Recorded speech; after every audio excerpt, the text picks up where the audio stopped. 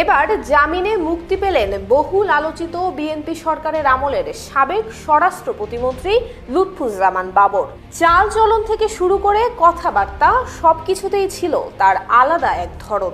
2005 সালে সাবেক অর্থমন্ত্রী কিবরিয়া হত্যা, 2004 সালের গ্রেনেড হামলা এবং চট্টগ্রামের 10 ট্রাক অস্ত্র মামলায় তাকে মৃত্যুদণ্ডের সাজা শোনায় আওয়ামী লীগ সরকার। না, শত্রু আইডেন্টিফাইড না, we are open, we are looking for শত্রু।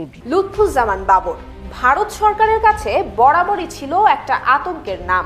সেভেন সিস্টার্সে বিদ্রোহী দল বানিয়ে দিয়ে তিনি ভারতকে এতটাই অস্থিতিশীল করে তুলেছিলেন যা চীন পাকিস্তান মিলে এত বছরেও করতে পারেনি।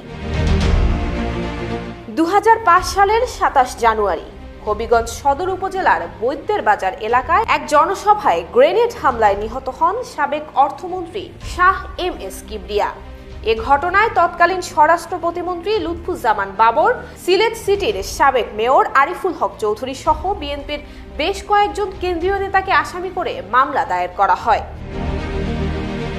নেত্রকোনা 4 আসনের সাবেক সংসদ সদস্য লুৎফুজ্জামান বাবর 3 বার সংসদ সদস্য নির্বাচিত হয়েছিলেন। 2001 সালে বিএনপি জামায়াত জোট সরকারের সময় স্বরাষ্ট্র প্রতিমন্ত্রীর দায়িত্ব পালন করেন লুৎফুজ্জামান বাবর। এরপর 2007 সালে সেনা সমর্থিত তত্ত্বাবধায়ক সরকারের আমলে তাকে গ্রেফতার করা হয়। পরবর্তীতে আওয়ামী লীগ সরকারের সময় 21শে আগস্ট গ্রেনেড হামলা এবং চট্টগ্রামের 10 ট্রাক অস্ত্র মামলায় তাকে মৃত্যুদণ্ডের সাজা শোনানো হয়। 2004 সালে বাবর 10 ট্রাক ভর্তি অস্ত্র, গোলাবারুদ, রকেটের লঞ্চার নিয়ে ভারতে পাঠাতে চেয়েছিলেন। ভারতের অরুণাচল প্রদেশ, আসাম, ত্রিপুরা, নাগাল্যান্ড, মণিপুর, মিজোরাম এবং মেঘালয় মূল ভারত থেকে আলাদা হতে চেয়েছিল, আর সেখানে আন্দোলনকারীদের 10 ট্রাক অস্ত্র সরবরাহ করতে চেয়েছিলেন লুৎফুজ্জামান বাবর, কিন্তু শেষ পর্যন্ত তা সম্ভব হয়নি।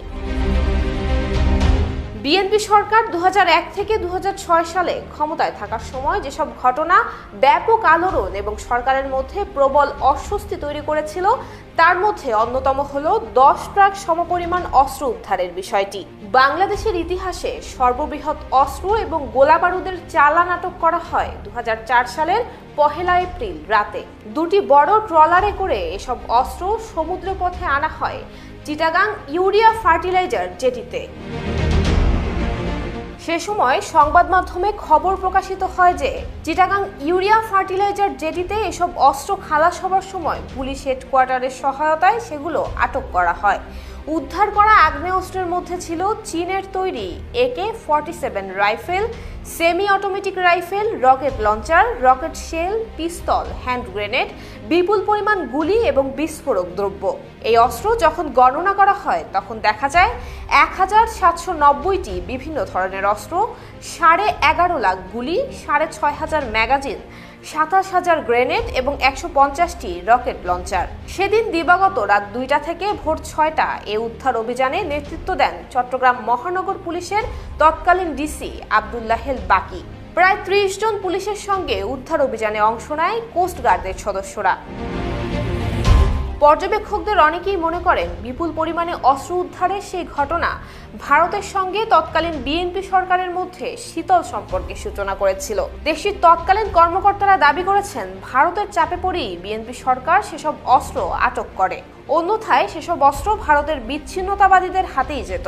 বিএনপি অবশ্য বরাবরই দাবি করে যে সরকার তখন ব্যবস্থা নিয়েছিল বলেই সেসব অস্ত্র আটক করা হয়েছে।